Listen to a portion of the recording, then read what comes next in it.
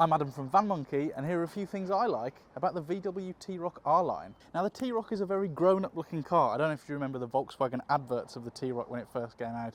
It was a little goat that kind of stopped most cars but was afraid of a T ROC. Anyway, I'm digressing. But it looks quite grown up now. It's had a facelift, and this is of course the R-Line, so it is going to be a little sportier and more aggressive looking.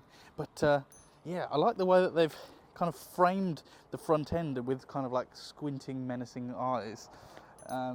Yeah, these are very long. Now, what we're seeing a lot of with SUVs these days, so this isn't exactly a new thing, but is this coupe-style sloping roofline. Now, you might think that would impact on the boot space, but let's have a look, try not to hit myself in the face, and we have a very decent space.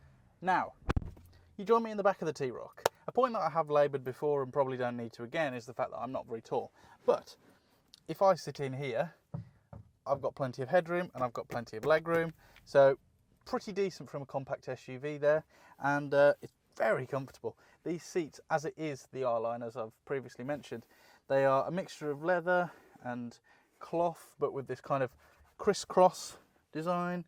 But they also have, in kind of the sculpty, holdy bits, like a little bit of Alcantara, which is, it's lovely, isn't it? But you know, if you were on a long journey, you need to charge your phone, then it does have two micro USB connectors here, and aircon in the back, and kind of everything that you come to expect these days. We also have this pull down leather center console with two cup holders.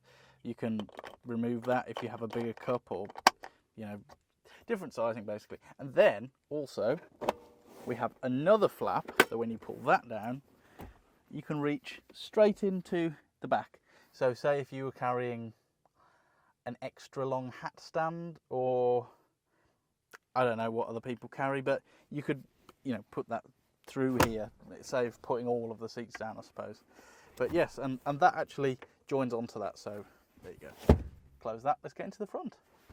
You now join me in the front of the T ROC. Now, I have got the aircon on because it's quite warm outside today, and what's nice is the controls are, there's no physical buttons here, but you just slide your finger on this little fan, which when you're driving along is actually quite useful because you wouldn't have to press anything.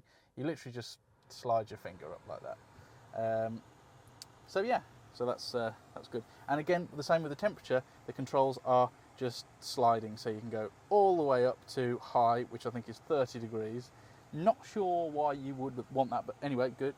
I'm gonna slide it right the way down to low. There we go. Now, driving position, very comfortable.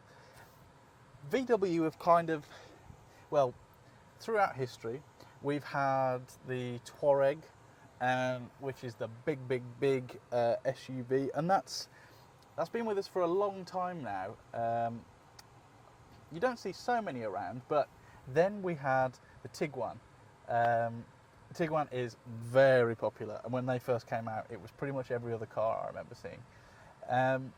So you kind of thought, good, well done, but we've had quite a lot of kind of SUVs of that size coming from Volkswagen. You kind of go, really, another one? Because we now have the Tiger, we now have the T ROC, obviously, which I'm now in, but it's what people want, so that's hard to argue with.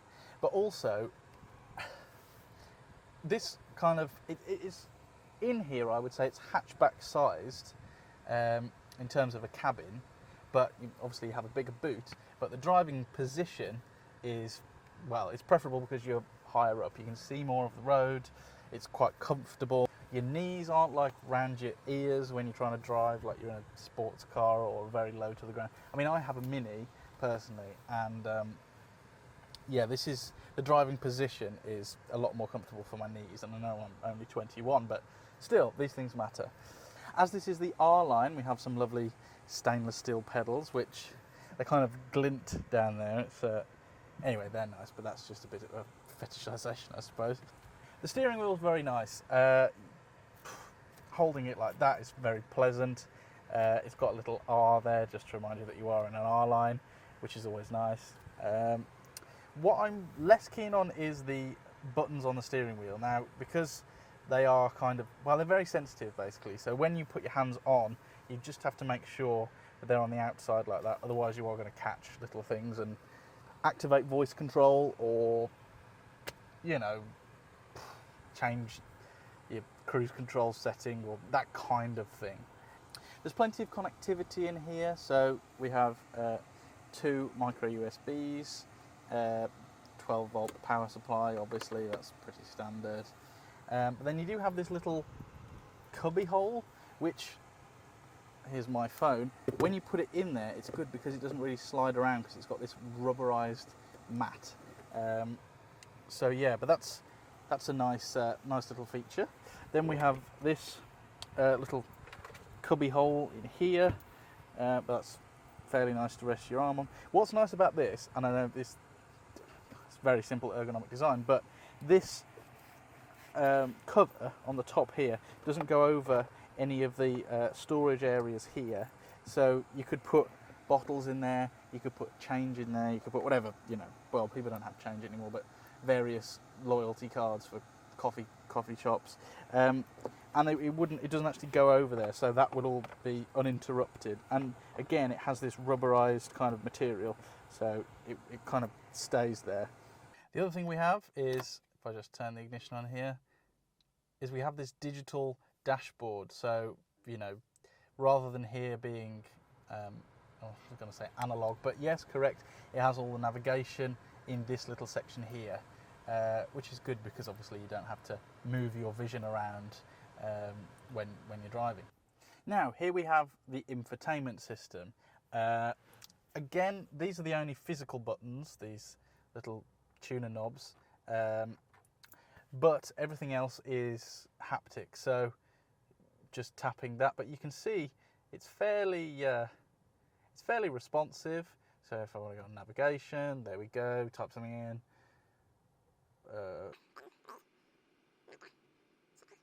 It's not too sure on Binley Mega Chippy, but that's fine. I don't think any of us are really. And then, of course, we have heated seats, which I'm not going to put on because it's a very hot day. There are R's on pretty much everything you can think of. So here's one, here's another one on the seat, as these are specific R-line seats. Here's another one on the door sill as you get in. Here's another one in the grille. Here's another one on the side panel. Weirdly though, none on the back. And prices for the T ROC begin at just over £25,000. If I can sort my notes here, £25,810. This is the R line. That means that it's £31,410 as the start price. Now, there's the Life, the Style, the R line, and then the R, which is like the proper sporty one. And this example here is a 2-litre diesel R line. That means it's got around 150 horsepower, I think it's 148. You get all the nice R trim features. With the R line, you get 17-inch alloy wheels as standard. You can also get a cabriolet version of the T ROC if, I don't know why you'd want that, but there you go. You can have one of those. That's all from me and the T ROC. Thanks for watching, and see you again next time. If you're interested in the T ROC, then why not give us a call on 01384 279 471. Thanks for watching.